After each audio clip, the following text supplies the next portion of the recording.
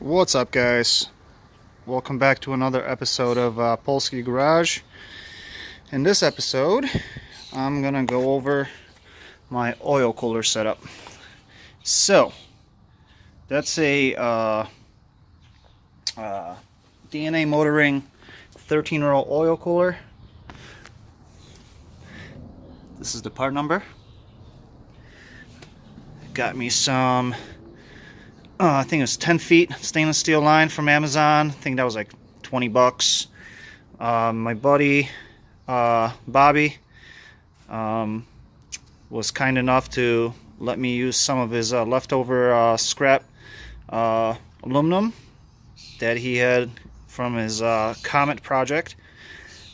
He wasn't using it, so he was nice enough to let me take that home and cut it up for some brackets for this guy. And this is a Greddy oil filter adapter that allows you to run, the lines to the cooler. It's got a built-in thermostat. And the fittings that you see, the blue one and the red one, is the cheap eBay stuff. I will not be running it. I'm just using it for fitting purposes, just to test fit, see how it fits with the 45 and the 90. So what I decided is I'm going to run two of those 45s, one in place of this 90 here, and another 45 that's going to replace this cheap eBay one. And they're basically going to both come down. The left one's going to clear this one right here is going to clear the motor mount, and this one right here will clear the alternator. What's cool about this adapter is that you can order these plugs that have a 1/8 NPT fitting female thread on it, so you can you use it for your sensors. I decided to use both, one for the factory so I don't get that stupid light in the dash, and one for my gauge. This was a little tricky because I'm using a stock location mounting solution, so I had to get a little creative with the fittings. But like I said, if this is pointing down towards the ground, this one will clear the engine mount no problem, and this will clear the alternator no problem. You just have to have the if you decide to run two sensors like this or whatever, you have to have this one, the one on the right, the stock one, or whatever you're gonna run it, just away from the oil filter itself.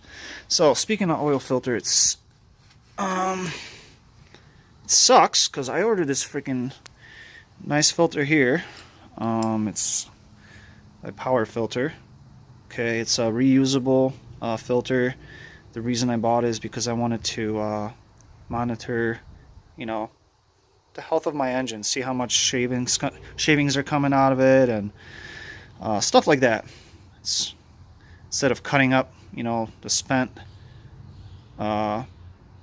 stock style filter, you get this guy and just clean out the filter element in the middle. But I can't use it because it is a slightly larger OD than a stock filter, and it's missing the thread by maybe an eighth of an inch, and it's not allowing me to do it. So I really don't want to grind that away because the fittings are already so close. So I'm gonna see if I can get some sort of a spacer for this with another O-ring and another one of these, and basically just get it away from here so I can clear this spot here.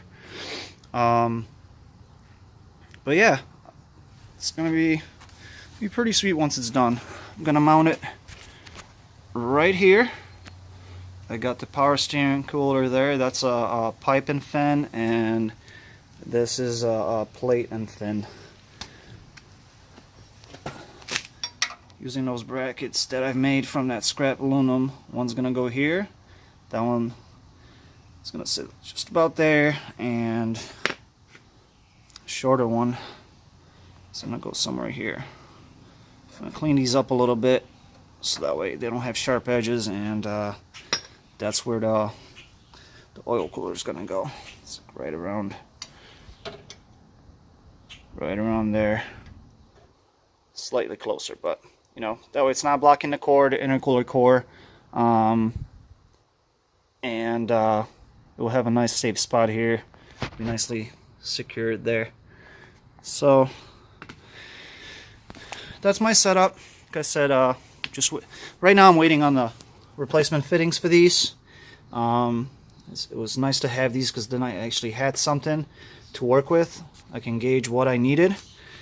So hopefully what I'm going to do is I'm going to work on mounting the oil cooler today.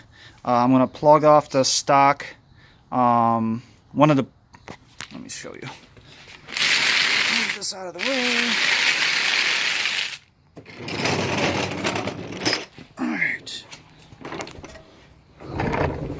What I need to do, since I had this hole opened up for my T before, I can't use it anymore because once the Greddy adapter's in there, all the fittings basically block this, block access to this. So I'm gonna replug this up. It's already got a NPT plug in there.